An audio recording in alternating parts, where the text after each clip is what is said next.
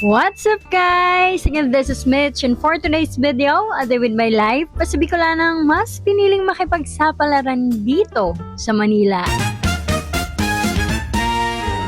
Yes guys, at nasa last part na tayo ng A Day With My Life ng pag-uwi ko sa Bicol namin. At ito na nga yung ikalimang parte ng ating kwento. At sa mga di po pala nakakilala sa akin, bihira ko lang pong gawin na pag-voice over. Dahil mahirap talagang pagsabayin ang pag-vlog tapos meron ka pang full-time job. Pero ginagawa ko ito for the memories at eto din yung mga vlog na may value para sa akin.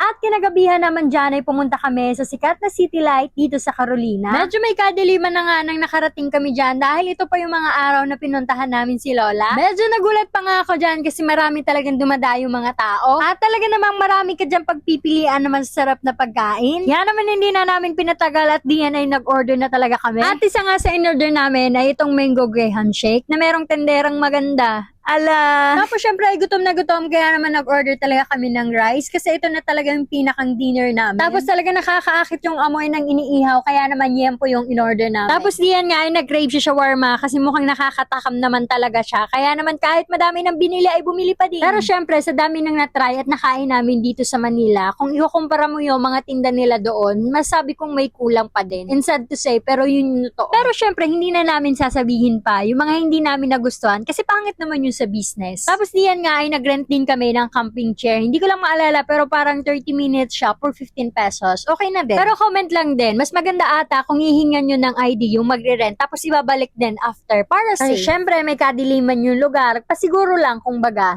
Ala, bakit kasi nangingialam ka te?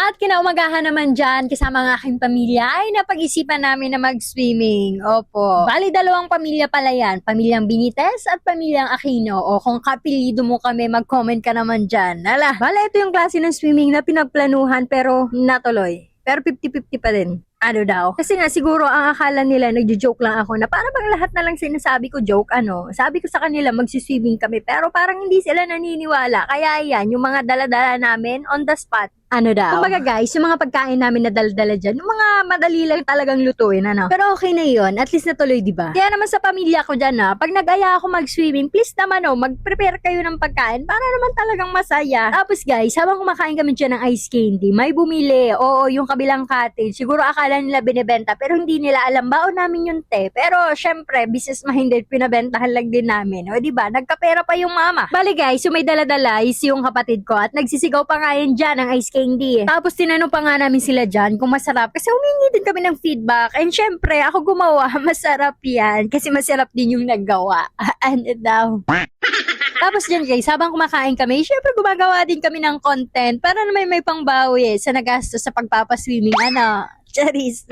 Tapos sa mga nalilito po dyan sa dalawang yan, yung sino baga talaga ako, at tandaan nyo lang po, ako yung may jowa. At sa mga nagsabi naman na ate ko yun, ay hindi ko po yun ate. Opo, baby face ako, pero ako po yung mas panganay. At sa mga nagsasabi naman, nakambal ho ka be, ay nagkakamali ulit kayo. Diyan naman ay pagkatapos namin ay ligo-ligo na. Pero 80% TikTok, 10% picture, 10% ligo. Pero yan nyo na, mga dancer naman ng pamilya ko. Pandumi na nga lang.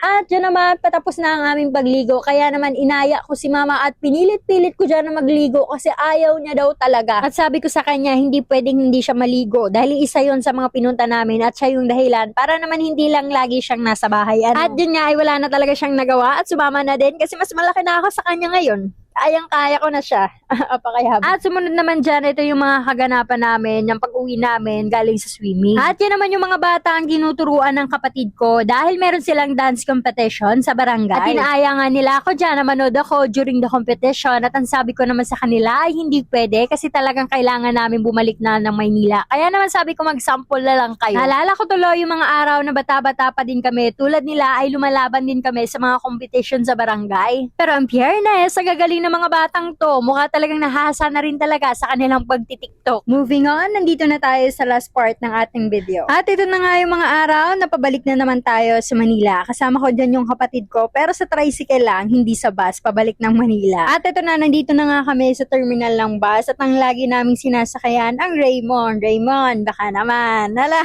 Tapos guys, meron lang akong i-share sa inyo. Diba? Mahilig ako mag-picture-picture tapos gagawin kong memes. Tapos pinicturean ko yung harap ng bus. Tapos sakto, nandun yung konduktor. Tapos itong konduktor, naka-tsinelas, ibawal daw yun. Tapos may nag-PM sa akin, tinatanong kung kailan ko daw tinake yung picture. Dahil pwede daw ito mag-count ng violation or suspension. In-entertain ko naman siya, pero katagalan na hindi ko na talaga ni-replyan kasi baka dahil sa akin ma-suspend or mawala ng trabaho yung konduktor, ano. Tapos dyan, kasama ko na naman ang baby ko, pabalik na naman kami ng Manila. At pinagtatawanan nga namin ang aming mga sarili kasi matagal na panahon kami nagpaputi at iyan, 5 araw lang, ayan na naman yung kulay namin. Nagkaturutong. So, paano ba yan? Hanggang dito na lang aking video. Sana may natutunan kayo. Maraming salamat. Paaram.